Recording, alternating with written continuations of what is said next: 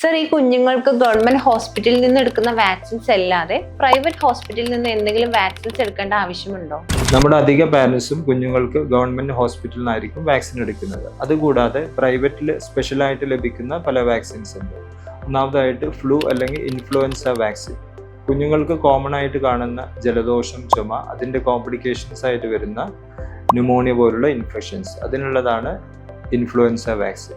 ഇതിൻ്റെ ആദ്യ ഡോസ് 6 മാസത്തിലും സെക്കൻഡ് ഡോസ് 7 മാസത്തിലും പിന്നെ ബൂസ്റ്റർ ഡോസായിട്ട് ഓരോ വർഷവും എടുക്കേണ്ടതാണ്. ഇതുപോലെ പ്രധാനപ്പെട്ട ഒരു വാക്സിനാണ് MMR വാക്സിൻ. നമ്മുടെ സ്കൂളുകളൊക്കെ കുഞ്ഞുങ്ങൾക്ക് വളരെ കോമൺ ആയിട്ട് കാണുന്നതാണ് മുണ്ടിനീര്. ഇതിനുള്ള MMR വാക്സിനേഷൻ ഗവൺമെൻറ് ഷെഡ്യൂളിലില്ല. അതുകൊണ്ട് MMR വാക്സിനേഷൻ 9 മാസത്തിലും 1.5 വയസ്സിലും പിന്നെ ബൂസ്റ്റർ ഡോസ് ആയിട്ട് 4.5 വയസ്സിലും എടുക്കേണ്ടതാണ്. ഇതുകൂടാതെ മഞ്ഞപ്പിത്തത്തിലുള്ള hepatitis A, typhoid, chicken pox എന്നീ വാക്സിൻസ് അവൈലബിൾ ആണ്. അപ്പോൾ ഏതൊക്കെയാണ് വാക്സിൻസ് എന്ന് നിങ്ങളുടെ കുട്ടികളുടെ ഡോക്ടറെ കണ്ട് എടുക്കാവുന്നതാണ്. Thank you.